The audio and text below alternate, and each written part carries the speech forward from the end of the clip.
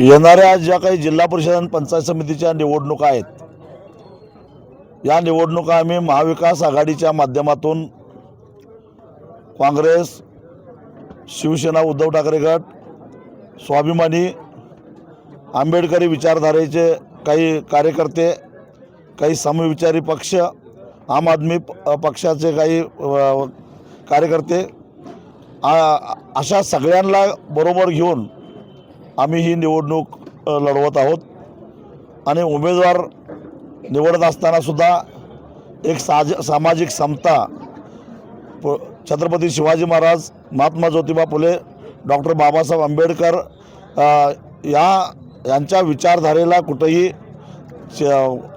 तडा जाणार नाही अशा पद्धतीचं आम्ही एकूणच उमेदवार निवडलेले आहेत। सामान्य कार्यकर्ते आहेत, कॉमन मॅनला आम्ही उमेदवारी दिलेले आहेत आणि सगळे प्रबळ उमेदवार आहेत आणि एक जिन्सीप्रमाणे एकत्रितरित्या एकसंघपणे आम्ही या निवडणुकीला सामोरं जात आहोत।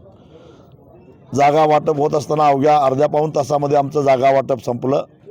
त्याच्यानंतर उमेदवार निवडतानासुद्धा एकमेकाच्या सल्ल्यानं आम्ही उमेदवार निवडले आणि आता निवडून आणण्यासाठी आम्ही अतिशय चांगल्या टीमवर्क आमचं चालू आहे।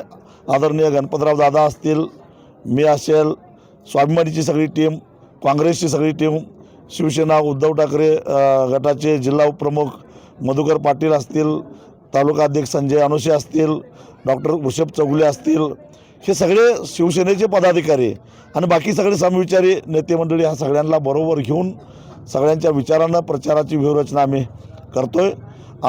आमदार बंटी पाटील साहेब हेही अनेक वेळा या ठिकाणी येऊन गेले।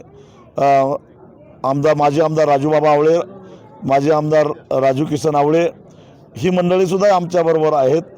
आजच ओबीसी नेते मोठे प्रकाश शेंडगे यांनीसुद्धा आम्हाला जाहीरपणानं पाठिंबा दिलेला आहे। अशा सगळ्या घटकांचा पाठिंबा घेऊन आम्ही निवडणुका लढवतो आहे आणि आम्ही शिरोळ तालुक्यातील 7च्या 7 जिल्हा परिषद मतदारसंघामध्ये विजयाच्या उंबरठ्यावर आहोत। त्याचबरोबर 14च्या 14 पंचायत समिती मतदारसंघामध्ये विजयाच्या उंबरठ्यावर आहोत।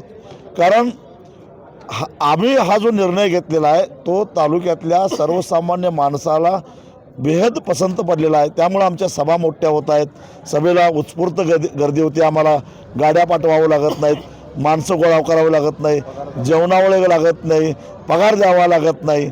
उत्स्फूर्तपणे जनतेची निवडणूक म्हणून आम्ही निवडणूक लढवतो आहे।